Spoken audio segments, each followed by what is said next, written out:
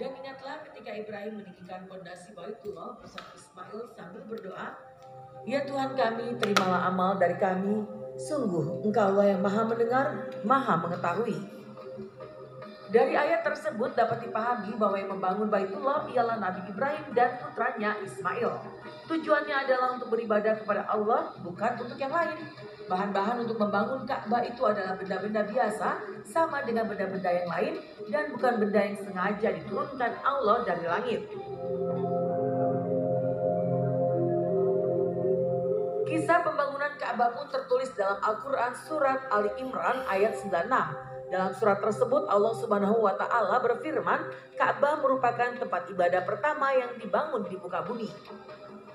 Sesungguhnya rumah ibadah pertama yang dibangun untuk manusia adalah Baitullah yang di Mekah, yang diberkahi dan menjadi petunjuk bagi seluruh alam. Selepas dibangun, Allah berfirman bahwa Ka'bah merupakan tempat suci bagi umat Islam. Selain itu, Ka'bah diperintahkan untuk menjadi tempat sholat, tawaf, dan iktikaf.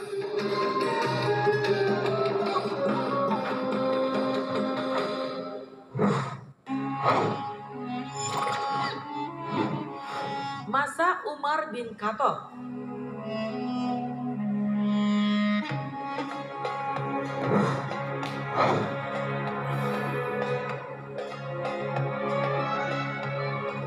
Topspatter, proyek pertama pembangunan dan perluasan dilakukan oleh Amirul Mukminin Umar bin Khattab pada tahun 17 Hijriah.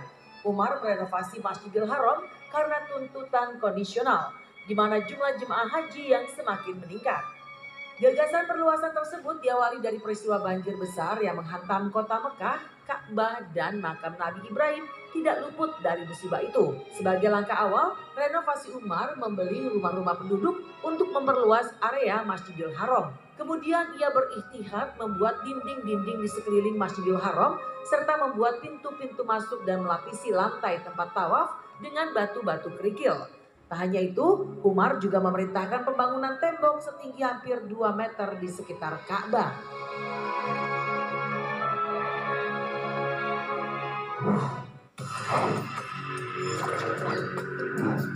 Masa Abu Ja'far Al-Mansur.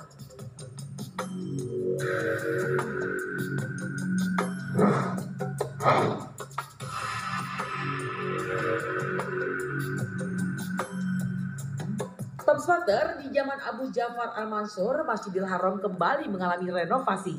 Di masa kekhalifahan Muslim ke-20, Abu Ja'far memerintahkan perluasan di sisi utara dan membangun menara di sisi timur masjid. Ia juga memerintahkan untuk memugar Masjidil Haram yang lama kemudian dengan rancangan bangunan baru yang lebih luas dan kokoh, bahkan dihiasi dengan emas dan mosaik. Saat itu kekuasaan dinasti ini sedang kuat dan memiliki cadangan kekayaan yang besar, sehingga dapat melaksanakan pembangunan Masjidil Haram secara besar-besaran. Dalam catatan sejarah, Khalifah Abu Ja'far adalah orang pertama yang menutup hijir Ismail dengan marmer hingga tampak kurang lebih seperti saat ini. Sebelumnya, hijir Ismail yang merupakan bagian dalam dari Ka'bah hanya diberi tanda batas dari tumpukan batu setengah lingkaran. Khalifah kemudian memperindah dengan penutup bagian luarnya dengan batuan marmer.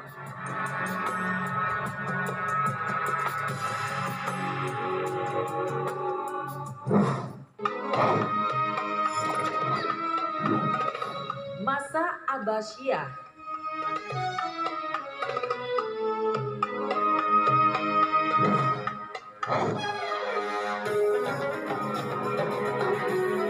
Topspatter, Khalifah Al-Mahdi adalah khalifah ketiga dinasti Abbasiyah atau yang berkuasa sejak 775 hingga 785 Masehi. Dalam buku The History of Al-Tabari disebutkan bahwa pada tahun 160 Hijriah, Al-Mahdi menunaikan ibadah haji.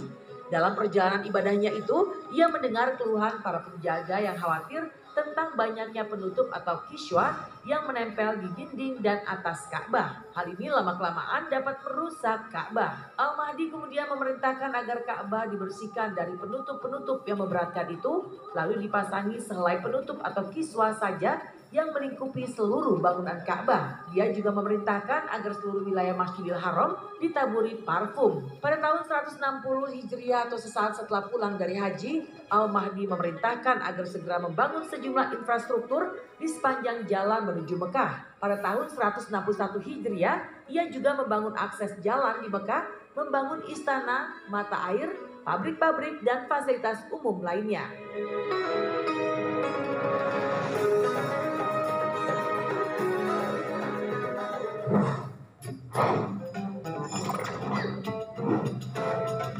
Masa Raja Abdul Aziz.